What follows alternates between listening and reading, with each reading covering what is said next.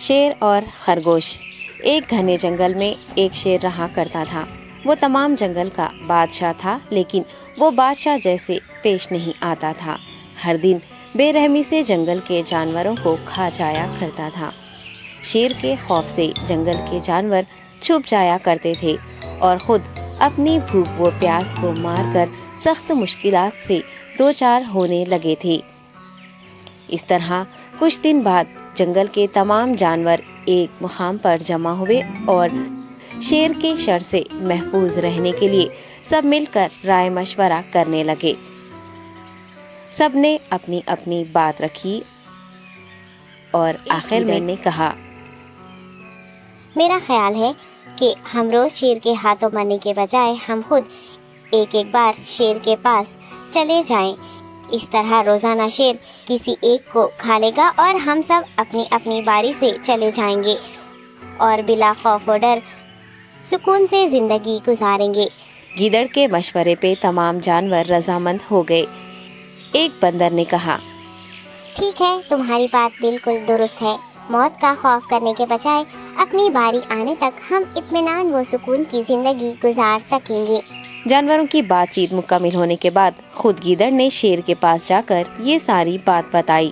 گیدڑ کی باتیں سننے کے بعد شیر نے کہا، میں بادشاہ ہوں، اس لیے تم سب کی بات، لیکن ایک بات غور سے سن لو، اگر کسی دن مجھے جانور ملنے میں تاخیر ہو جائے تو میں خاموش نہیں بیٹھوں گا اور دوبارہ تم سب پر حملہ کرنا شروع کروں گا۔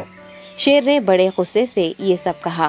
شیر کی باتیں سن کر گیدڑ نے سر ہلاتے ہوئے حامی بھر دی اور وہاں سے چلا گیا۔ اس دن کے بعد ایک ایک جانور بلا ناغہ اپنی اپنی باری کے مطابق شیر کے پاس جانے لگے اور شیر سکون سے اپنے پاس آنے والے جانوروں کو مار کر اپنی بھوک مٹانے لگا۔ یہ معاملہ ایسے ہی چل رہا تھا اور ایک دن شیر کے پاس جانے کی باری ایک خرگوش کی آئی۔ وہ خرگوش بہت ہی ہوشیار تھا۔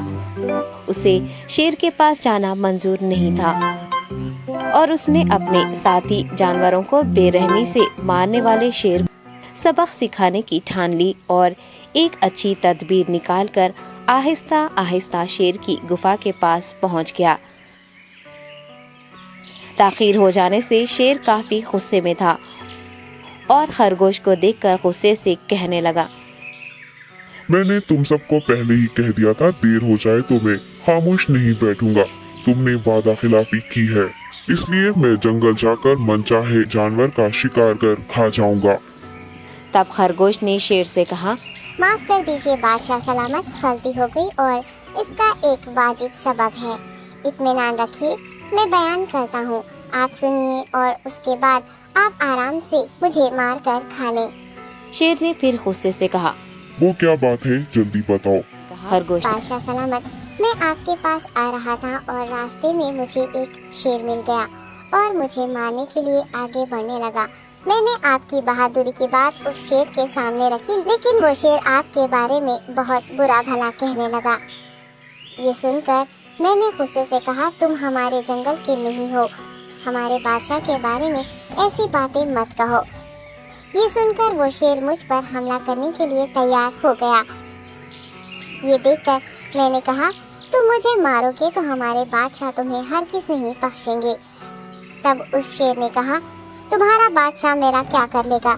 میں نے کئی ہاتھیوں کو اپنے پنجے سے مار گرایا ہے، تمہارا بادشاہ ہو میرے ہاتھوں بچ نہیں سکتا اور میرے سامنے کوئی ٹک نہیں سکتا، میں اسے ختم کروں گا۔ یہ سب بدتمیزی کرنے لگا۔